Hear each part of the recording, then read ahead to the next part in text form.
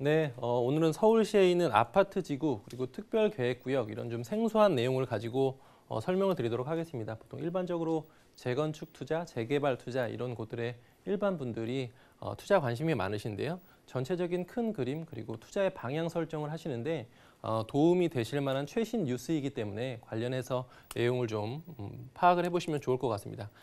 우선 지난 2020년, 그러니까 올해 1월 19일 날이요. 서울시에서는 발표를 했는데요.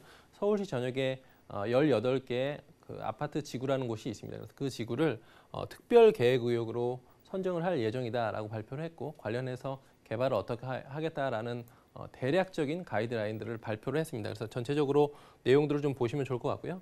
아파트 지구가 무엇인지, 그리고 현재 아파트 지구는 어떤 곳들이 서울의 아파트 지구로 묶여 있는지, 그리고 장점이 어떻게 되는지 이런 내용들을 보시고 전체적으로 결론적으로 그러면 투자에 임할 때는 어떤 부분들을 좀 고려해야 되는지 그런 내용들을 가지고 말씀드려 보도록 하겠습니다.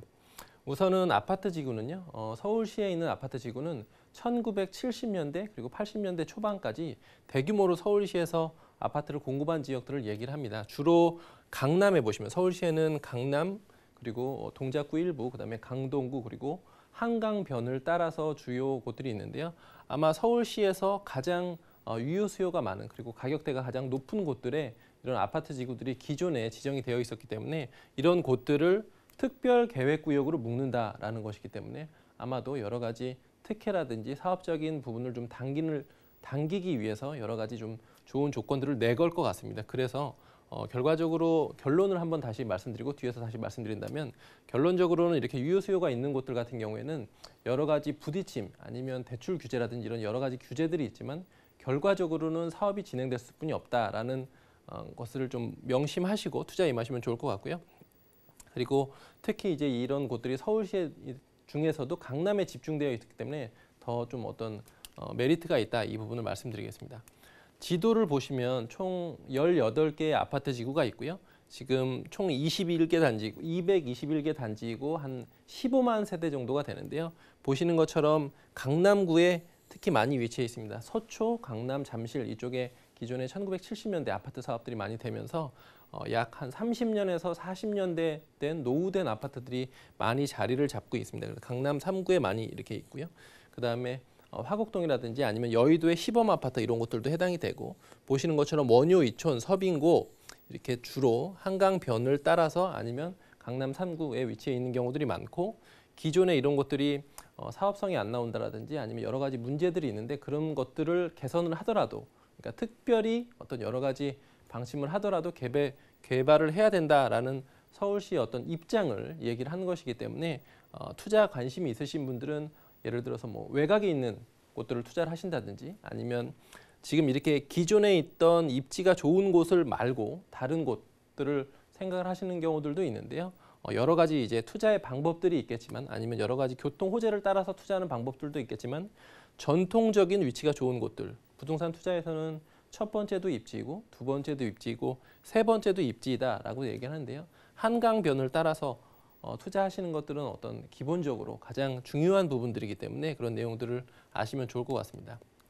지금 그리고 왜 이런 특별계획구역이 얘기가 나오는지에 대해서 그 내용을 파악을 해보시면요. 첫 번째는 준공된 지 약 한 40년 정도가 됐습니다. 서울시에 보시면 아까 얘기했던 뭐 반포주공 아파트라든지 아니면 압구정동의 현대아파트라든지 이런 곳들이 대부분 다 70년대 초에 개발이 됐기 때문에 약 한 40년 정도가 대부분 됐고 내부에서 녹물이 나온다든지 아니면 여러 가지 전체적인 시설들이 많이 떨어진다든지 주차의 문제 이런 것들이 계속해서 발생을 하고 있습니다. 그리고 두 번째로는 기존에 대규모로 개발이 되는데 인프라 없이 개발되는 경우들이 많기 때문에 지역 사회에서 문제가 되는 경우들도 많다. 그래서 특별계획구역으로 지정을 하자라는 내용이고요.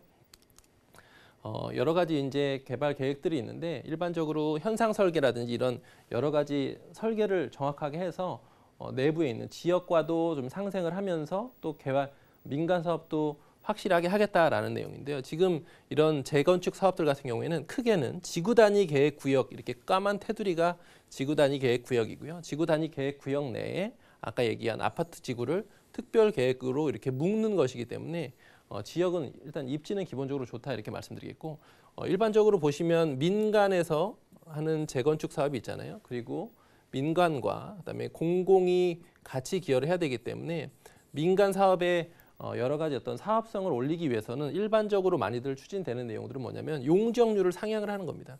용적률을 상향을 하는 것은 전체적으로 어떤 지역, 지구 이런 것들에서 용적률이 정해져 있는데 그 용적률을 상향을 하는 것은 특혜이기 때문에 그 상향한 일정 부분, 그러니까 예를 들어서 용적률이 상향이 됐는데 그 중에 한 50% 정도는 공공기여를 하도록 유도를 합니다. 그래서 인근에 필요한 주차장을 만든다든지 아니면 오피스를 만든다든지 노인정을 만든다든지 놀이터를 만든다든지 이런 형식으로 해서 어떻게든 이 기존에 있던 아파트 지구를 개발을 하겠다라는 내용이니까 그런 내용들을 보시면 좋을 것 같고요.